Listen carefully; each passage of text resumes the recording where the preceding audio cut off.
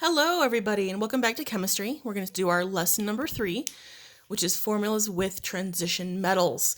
And remember, our transition metals on the periodic table are basically here in this box. They also include the lanthanide and the actinide series because those technically fit in right here. And it even bleeds a little bit into the bottom part over here, just so you know, like with lead and tin. Okay. Transition metals are interesting because they're metals that can have more than one oxidation number. Not all of them, but a lot of them have more than one oxidation number.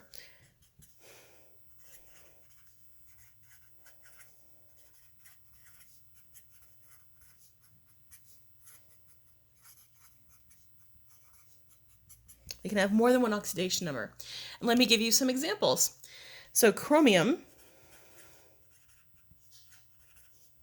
which is Cr, and is found right here on the periodic table, can have multiple oxidation numbers. For instance, it can have a +2 charge. Chromium can also have a +3 charge, and it can even have a +6 charge. All right, here's another one, manganese. Manganese is found right here on the transition metals, Mn, not to be confused with magnesium. They are not the same thing. Manganese can have many different charges. They can be +2, it could be +3, it can be +4, and it can be +7. Fun times. Iron, all right, it can be +2 or +3. Copper can be +1 or +2. Gold can be +1 or +3. So a lot of these transition metals have multiple different possibilities for their oxidation number. A few of them, like silver, mostly or almost always +1. Silver can have +2 or 3. It's been noted, but it's very, very, very rare. We mostly look at silver as being +1. Okay, so how will we know what charge to use? For the other metals, we were able to look in the columns and figure out what they were. But for these, they could be anything. So what we will do in chemistry is we will use something that's called the Stock system. There is an older system that is not widely used, so I'm not going to go over it. The Stock system is more widely accepted right now, so that is what I'm going to be teaching you. Plus, it's a little bit easier, okay? The Stock system requires us to know Roman numerals.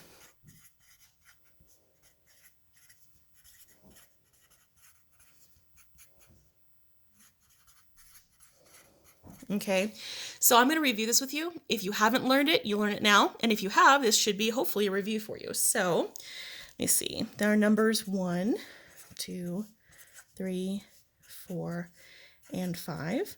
So Roman numeral 1 is just I, 2 is II, 3 III, 4 is IV, one less than 5, 5 is V. All right, and let's do 6 through 10.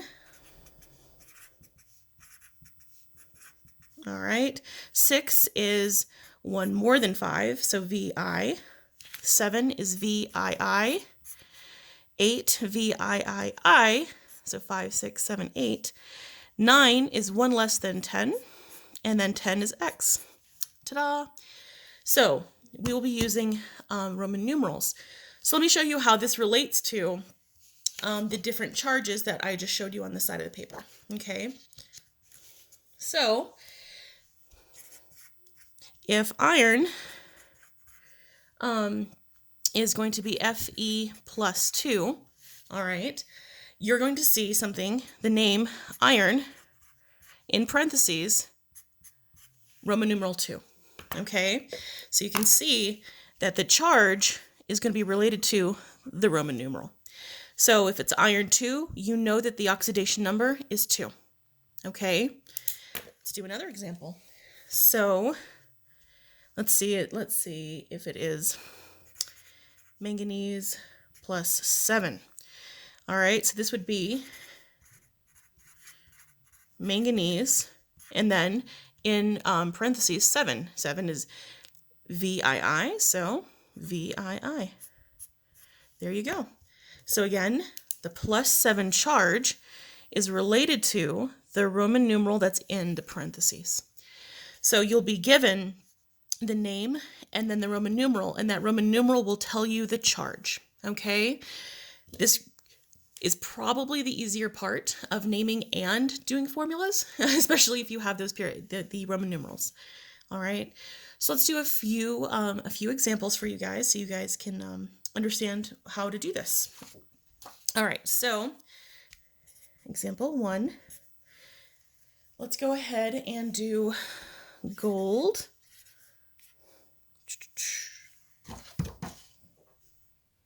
And let's do gold 1 plus chlorine.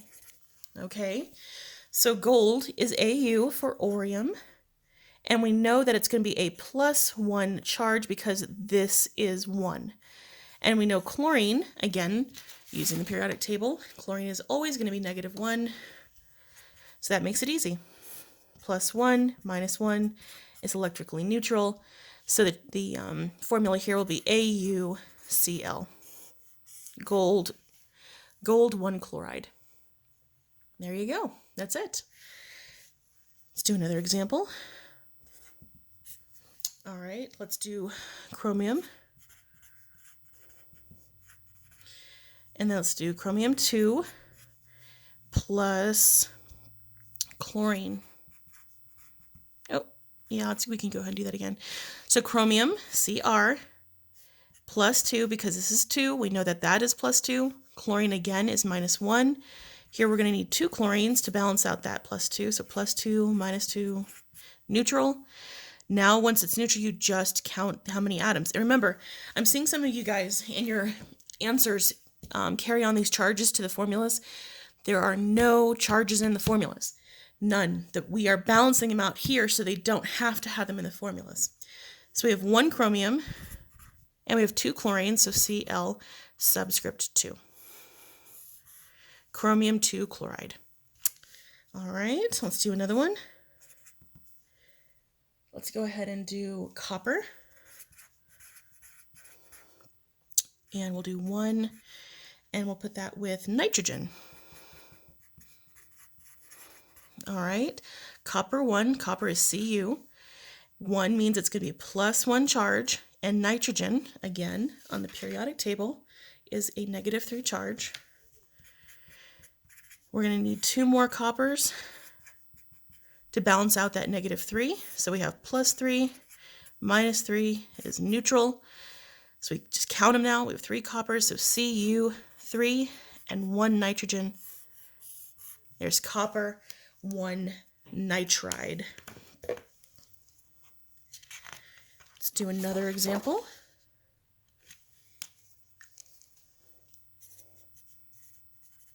Example 4. Let's go ahead and do manganese.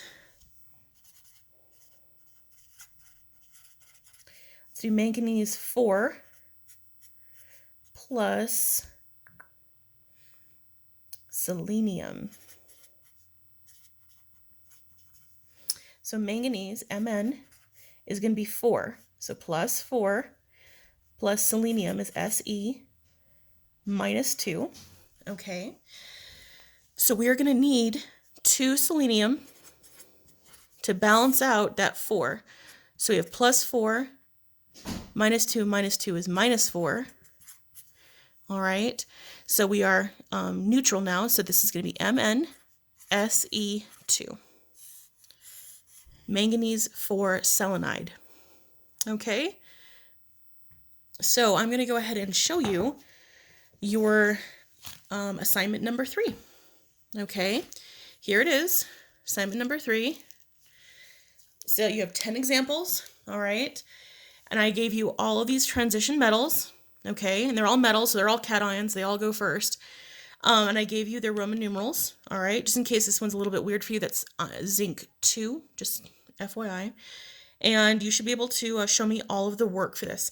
Some of you guys are not showing the work according to how I am doing it here. I really would like you to use the work that I'm using. There's a reason why I'm having you guys do this. I need to know that you understand that the reason why we make formulas is because they want to balance out and become electrically neutral, okay? So please show this work. Box or highlight your answers, and you need to be very neat. When you take a picture of your assignment, please orient it in such a way that I can actually read it. That would be helpful. And please, guys, make sure you're submitting it on time. Pay attention to the times. If you don't submit it on time, I can't give you full credit. So please make sure that you are paying attention to that. If you do this today, and then that way you have 2 days to try to upload if there's any kind of internet issues, etc. So be proactive. Make sure you are doing your due diligence, okay? And if you're having problems, please see me on Zoom. I'll be happy to help, okay? So here it is. Show your work, box or highlight your answers. And then next week, we'll basically be putting all 3 of these techniques together as a big review for this standard, okay? All right, good luck, guys. Let me know if you have any questions. I hope this was understandable, and I will see you for the next time. Bye.